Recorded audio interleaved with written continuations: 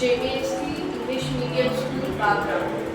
Have you ever wondered what will life look like in 20 or 30 years? Just imagine computers solving problems in seconds that today takes. Quantum refers to timeless building blocks of universe, atoms, electrons and photons. But here's the strange part. These tiny particles don't behave like normal objects. They follow the rules of quantum physics, which often sounds like magic.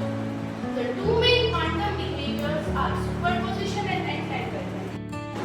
Entanglement. Two particles can stay connected no matter how far they are.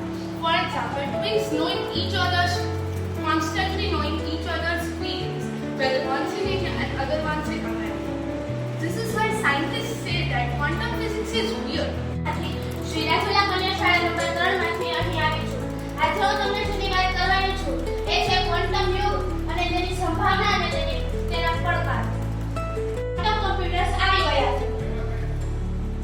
Raymond મોલેરજી નામના સાયન્ટિસ્ટે પંચકાર્ડનો નુસ્ખો શોધ્યા બાદ 1893 અત્યારના જે computer છે laptop એ computer છે અત્યારના લેવલના computer છે અને હવે ક્વોન્ટમ કમ્પ્યુટર આવે તો એ બે વચ્ચે તૂટીને આંખે વળગે એવો તફાવત કઈ ગયો. તફાવત તો આપણે સામાન્ય કમ્પ્યુટર જે આપણે દુનિયાને સંપૂર્ણપણે બદલી નાખશે, જે વિજ્ઞાન અને ટેકનોલોજીના ઇતિહાસમાં એક નવા અધ્યાયનો પ્રારંભ કરી રહ્યો છે. ક્વોન્ટમ એ ફક્ત 0 to 1 is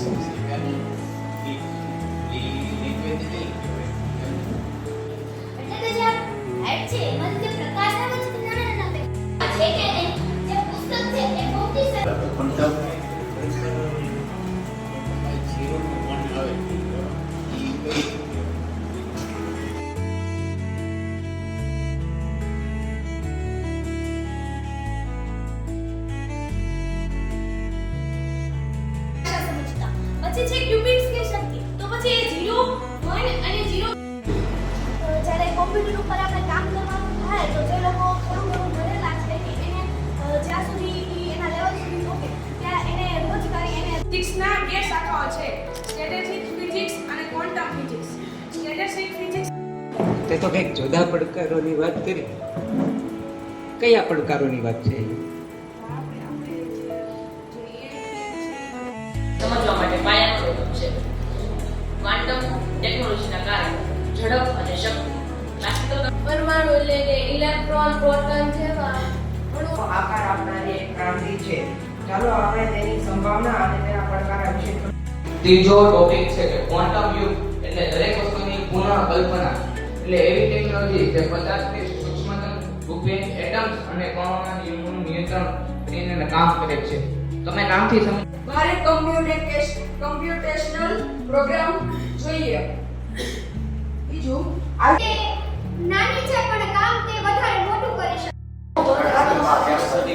અમે શ્રી સરસ્વતી વિદ્યા મંદિર અમરેલી સ્કૂલમાંથી આવીએ છીએ.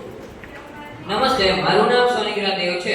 હું ધોરણ 8 ક્વોન્ટમ કોમ્પ્યુટરનો યુગ શરૂ થઈ રહ્યો છે. ક્વોન્ટમ કોમ્પ્યુટર પરિચયમાં કહેવા માંગીશ કે મિત્રો આજે પણ ક્વોન્ટમ યુગનો પ્લાન એટલે કે કોઈ ઓનલાઈન પણ શીખી શકે છે. જોયું હવે એક નવો રિવોલ્યુશન આવી રહ્યું છે જેનું નામ છે ક્વોન્ટમ રિવોલ્યુશન. યુગની શરૂઆત ક્યાંથી થઈ? તેનો પાયો કોણે નાખ્યો? ક્વોન્ટમ યુગની શરૂઆત મેક્સ પ્લાન્ક જે જર્મન ભૌતિકશાસ્ત્રી છે તેના દ્વારા થઈ હતી અને તે ક્વોન્ટમ માટે નવી ક્ષમતા હશે કે જે હાલમાં પણ